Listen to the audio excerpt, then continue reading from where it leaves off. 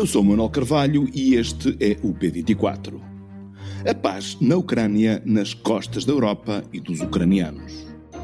I do believe we're making progress. We want to stop the Ukraine-Russia war, and I want to stop it just because I hate to see all these young people being killed. Há 3 dias, o presidente norte-americano Donald Trump não escondia o seu otimismo sobre uma solução negociada para a guerra na Ucrânia. Esta quarta-feira foi mais longe e disse ter tido uma longa conversa telefónica com Vladimir Putin para dar início a negociações. Objetivo imediato: um cessar-fogo. Depois, delegações dos dois países começarão, de acordo com Trump, a encontrar as bases para um acordo de paz. Ainda segundo o presidente dos Estados Unidos, Putin quer que o processo seja conduzido pelo senso comum, algo que Donald Trump também defende. Se o anúncio se confirmar, e é preciso esperar sempre um pouco para que as declarações de Trump se clarifiquem, entramos num momento histórico. Depois de 3 anos de carnificina, o regresso da paz é um grande acontecimento para o mundo. A história, porém, mostra-nos que há acordos de paz mentirosos e por vezes mais perigosos que a própria guerra. O Tratado de Versailles pôs fim à Primeira Guerra Mundial, mas deixou as sementes de ódio para a Segunda Guerra Mundial, que foi ainda mais devastadora. Na Ucrânia, pode ser assim. Volodymyr Zelensky já admitiu que a Ucrânia pode perder território. Se for a Crimeia, que historicamente é parte da Rússia, é uma coisa. Se for Donbass, é outra. Uma derrota, portanto. Para a Rússia, um acordo que lhe permita o controle dos territórios ocupados, os mais ricos por sinal, é suficiente para reclamar vitória e alimentar o seu desígnio imperial. Nessa visão dos tempos do czar, dos Estados Bálticos, a Polónia ou a Finlândia não estão isentos de perigo. O fantasma do urso russo continuará a pairar sobre a Europa. O passo para a paz, patrocinado por Washington, não deixará de ser uma derrota diplomática para a Europa. Diplomática e política. A guerra é no continente europeu e a União envolveu-se a fundo no conflito, mas no final do processo é tratado como uma irrelevância. Uma vez mais, Trump mostra que olha para a Europa com o mesmo desdém com que olha para o mundo, como um simples acessório da sua visão hegemónica da América. Para nos ajudar a refletir sobre estas questões, convidamos José Alberto Azeredo Lopes, ex-ministro da Defesa Nacional, professor de Direito Internacional do Centro Regional do Porto da Universidade Católica. Azeredo Lopes tornou-se uma voz indispensável para a leitura do conflito na Ucrânia. Este é o P24, o seu dia começa aqui. Professor Azeredo Lopes, muito obrigado por vir ao P24. Acredita que as negociações para um cessar-fogo e um acordo de paz na Ucrânia estão mesmo prestes a acontecer, como anunciou Donald Trump? Eu penso que sim, mas mais obrigado pelo convite. Eu acho que sim, acho que vão começar, mas a questão não é propriamente se as negociações vão começar, é como é que vão começar. E logo no primeiro dia preliminar, porque as negociações ainda não começaram, há já um acordo para o início das negociações, mas por aquilo que já se vai conseguindo saber, Donald Trump estabeleceu como interlocutor de primeira linha Vladimir Putin, o que significa aquilo que muitos temiam, que os europeus, aliás, tinham reduzido de alguma maneira, talvez excessivamente, ao slogan nada sem a Ucrânia, nada contra a Ucrânia, e portanto é aquilo que nós vamos ter perante nós, ou seja, a possibilidade de haver dois líderes, cada um deles com uma opinião bastante forte sobre si próprio, a negociarem o fim de uma guerra que um deles iniciou contra uma vítima que foi informada a posteriori de que essa conversa inicial já tinha tido lugar. Já sabemos quais são as equipas, já sabemos, aliás, uma coisa extraordinária, que vai haver visitas recíprocas, ou seja, Donald Trump vai visitar Moscou e Vladimir Putin vai visitar Washington, o que significa... O professor está a dizer que está a estranhar, portanto, de alguma forma, não é estranhar, mas está a notar a ausência da União Europeia, portanto, neste fórum das negociações, sendo que desde o princípio, enfim, juntamente com Biden, a União Europeia conseguiu ter, de alguma forma, portanto, um lugar cimeiro no desenvolvimento da parceria transatlântica na relação com a Ucrânia, mas também nesse acordo também está ausente a própria Ucrânia. Sim, sobretudo a ausência da Ucrânia é aquilo que incomoda mais, até por um sentimento mínimo de justiça reparadora que devia estar presente neste tipo de acordos. Eu não vou esconder que acho que, de alguma maneira, era mais provável que Trump conseguisse acabar com a guerra do que Joe Biden. Não tenho dúvidas sobre isso, mas desde sempre a grande questão não foi propriamente se era possível acabar com a guerra, é como é que vamos acabar com a guerra. Já há aqui alguns indícios que eu diria que não são muito agradáveis, muito embora também é importante que tenhamos a noção de que, não sendo agradáveis, já os sabíamos há muito tempo. Refere-se à posse do território, por exemplo.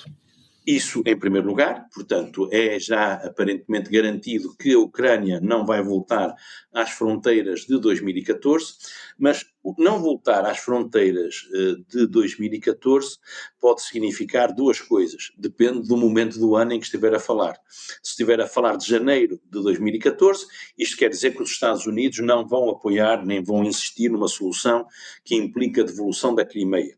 Se estiver a falar do fim de 2014, é um bocadinho pior, porque isto significa que os Estados Unidos não vão deixar de transferir para a esfera de jurisdição da Rússia aquilo que ela foi abocanhando a partir de fevereiro de 22, ficando apenas a dúvida de saber quanto daquilo que a Rússia conquistou desde fevereiro de 22 é que vai ser imposto como custo para a paz ao Estado ucraniano. Esse é o primeiro aspecto.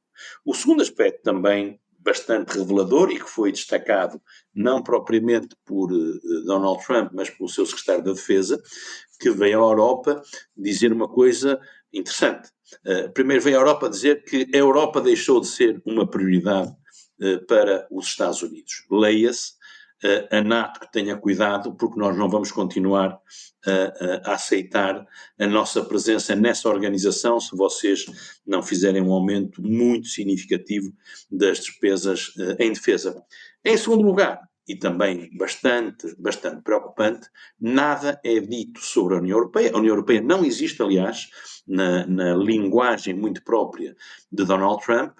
Aparecem vagamente os europeus, e isto significa, naturalmente, que Donald Trump vai decidir o que acha que tem que decidir, essencialmente com Vladimir Putin.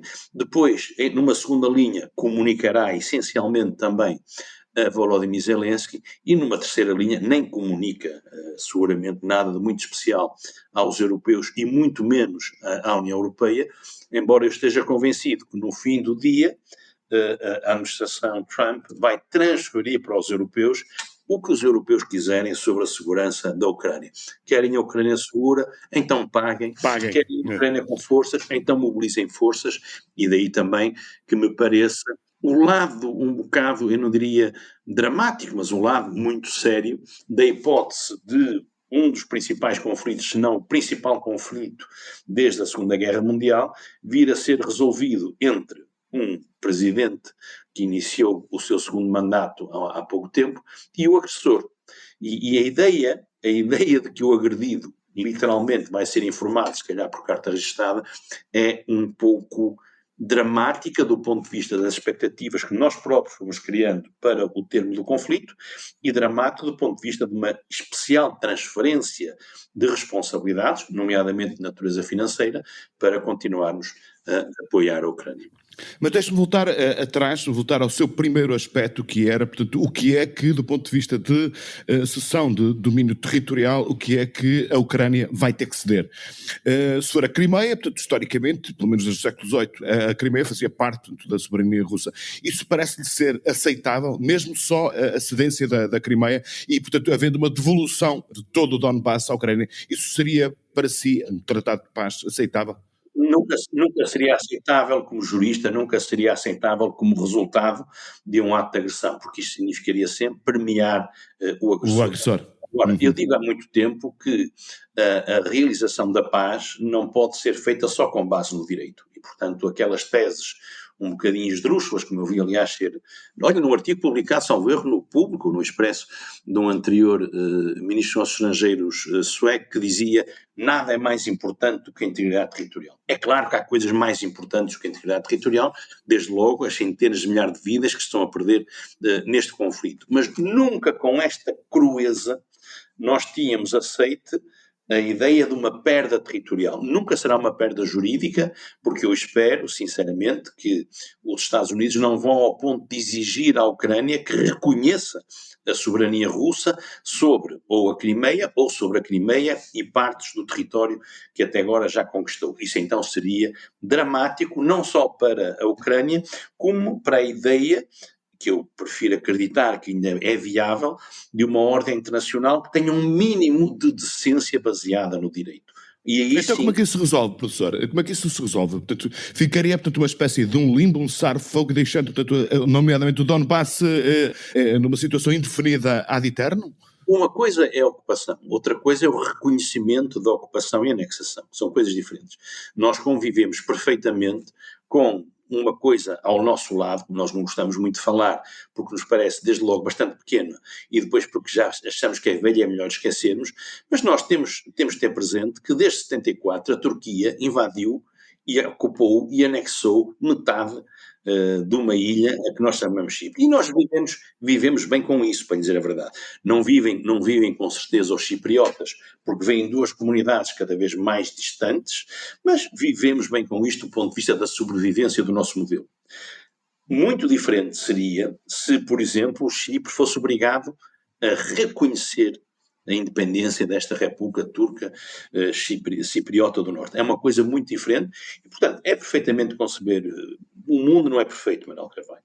Infelizmente, o mundo não é perfeito, não estamos no céu e, portanto, por vezes temos que conciliar com respeito com algumas regras básicas de direito, mas nem sempre só com direito, temos que conciliar uma situação humanitária, uma situação de perda militar que está a acontecer na frente de batalha e, portanto, temos que decidir se é melhor nesta altura, não digo lançar o tapete, perdão, a toalha para dentro do ringue, ou se é melhor continuarmos num esforço em que, sinceramente, acho que já estamos todos convencidos. Não vamos conseguir, nesta fase, vencer militarmente a Rússia. Antecipamos que a Rússia ia colapsar, ia cair de joelhos com as sanções, ia ficar sem soldados, ia isto e aquilo, e infelizmente, quase 3 anos envolvidos, o que nós vemos neste momento na frente de batalha, sobretudo no Donbass, é muito preocupante mesmo. E, portanto, eu acho que é importantíssimo que se trave este processo, que não é gigantesco, mas que é muito corrosivo dos avanços russos, para se iniciar uma discussão que, repito, se não envolver a Ucrânia, não é só a Ucrânia ficar de fora. É um sinal dramático que se dá de que se um agressor for suficientemente persistente E forte. Então, neste momento, a administração americana até compreende, eu recordo, aliás, que foi uma das expressões mais notáveis, não no bom sentido, que eu vi a Donald Trump. Ouvi duas coisas.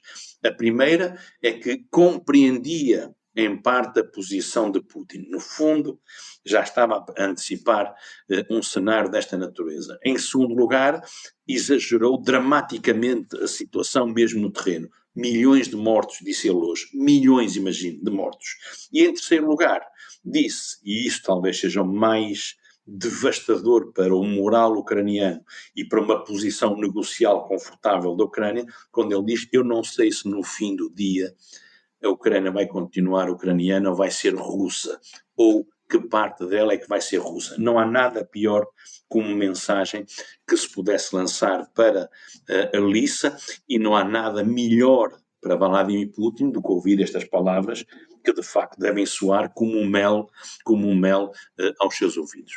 Faz parte, portanto, do grupo de pessoas que acha, portanto, que perante a eventualidade de os Estados Unidos se afastarem do conflito, a União Europeia não tem condições para sozinha manter, portanto, um apoio financeiro e militar à Ucrânia para que ela possa resistir como resistiu durante quase 3 anos. Eu neste momento já não estou a pensar na resistência militar. Acho sinceramente que, e temos que ser muito honestos nestas coisas, não há nada pior do que persistirmos naquela ideia que eu vejo por vezes em algumas análises, de que nós é que não sabemos, mas no fundo, a Rússia está muito pior do que nós imaginamos. Infelizmente não é isso que mostra a realidade no terreno, infelizmente não é isso que mostra a incapacidade atual da Ucrânia conseguir recrutar para uma frente de batalha que nós sabemos que, infelizmente, está em posição muitíssimo difícil. Mas, e para terminar, a União Europeia tem não só a capacidade, porque somos ricos, como tem a possibilidade de continuar a financiar a Ucrânia e, sobretudo, de contribuir para as tais garantias de segurança que podem ser decisivas para a sobrevivência. Eu estou a falar mesmo da sobrevivência da Ucrânia como um país realmente soberano. Muito bem, professor José Alberto Azeredo Lopes, muitíssimo obrigado pelas suas reflexões aqui no P24. E até à próxima.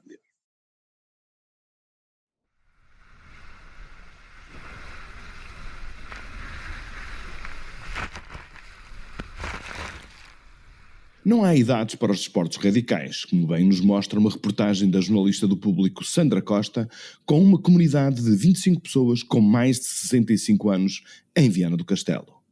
O que é que elas fazem? Bodyboard. Nestes dias frios de inverno, na praia do Cabedelo, Rosália, 74 anos, entra no mar e diz para nosso espanto: não é para me gabar, mas a verdade é que aprendi depressa e gosto muito, muito.